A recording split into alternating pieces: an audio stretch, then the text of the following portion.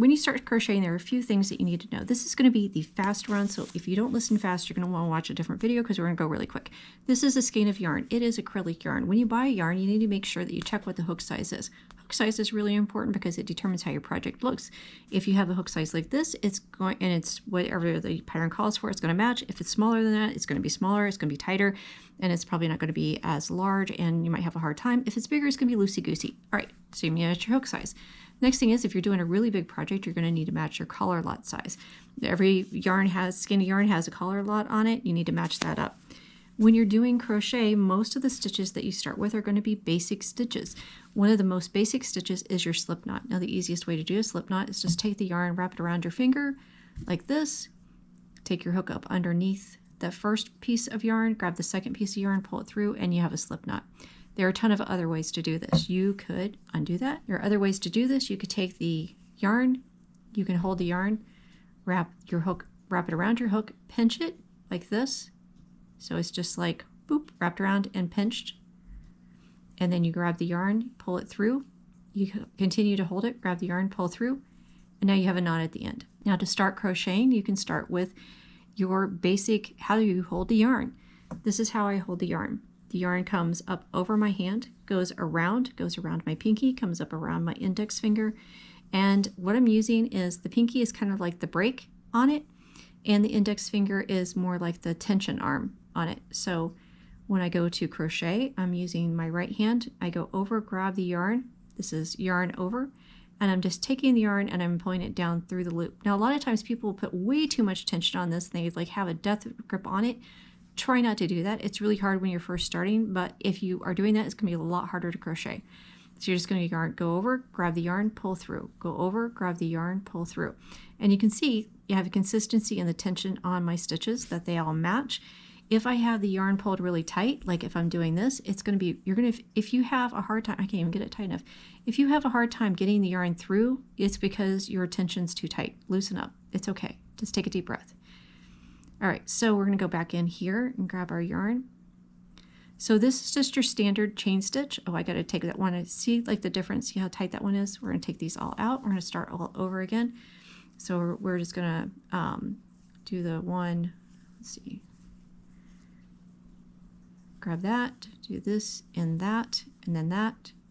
Okay, so now we need to do a chain stitch. So we're going to do 1, 2, chain. So we go over, grab the yarn, pull through the loop, go over, grab the yarn, pull through the loop, go over, grab the yarn, pull through the loop. This hand right here, this part of my hand right here is pulling these. So that way it's not all like, I'm not trying to like do this to it. So that's what this is doing. This one is just making sure there's enough room through this loop right here for the yarn to pass through. So it's just giving me, like, I can just pull on it, right? All right. And then my index finger here is providing the tension. It's just keeping the tension, so there's no slack. The line's not like this, and it's not like super tight. It's just moderately tight. And I can continue to do the crochet. Now, as I get further and further away from my pinch point, I can just move my pinch point up and then continue to crochet. So now that I have a few stitches on here, now we can start talking about like, what do you do next? Well, the next stitch that you can do that's really, really common is called your single crochet. Single crochet is a single crochet. You go into this stitch right here.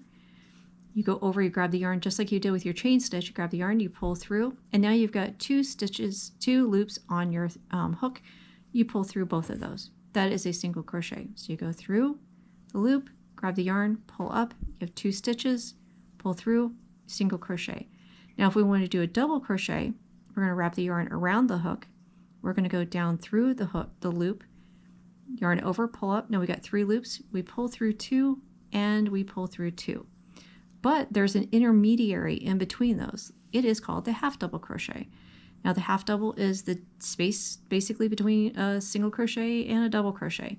Half double is you yarn over just like you do with a double crochet. You go through the loop, pull up, and instead of pulling through 2, you pull through all 3.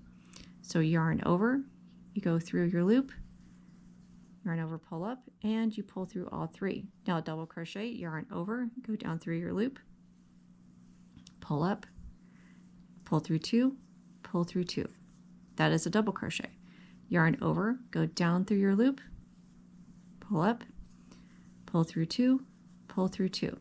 Now, You can see the difference in these. Now the next one is going to be your triple crochet. So you yarn over twice, so your yarn's wrapped around your hook twice. You come down through your loop, yarn over, pull up, and now you have 4 loops on your yarn. You pull through 2, pull through 2, pull through 2.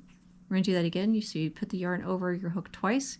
Again, nothing's super tight. You don't want it to be tight, because if it's tight, it's just going to be wonky and it's going to be really hard to crochet. So pull through 2, pull through 2, pull through 2. And as you can see here, the difference in the stitch sizes. Here we have our chain stitch. So we have our chain stitch right here. And we have our single crochets. We have our half double crochets. We have our double crochet. We have, let's see, singles, half doubles, doubles, and triple crochets. And these are the basic stitches that you would need to get started on most of your crochet projects. There are other more complicated stitches, but basically they all use the same principle that you're going to be using with these. So if you master these stitches, you can easily crochet.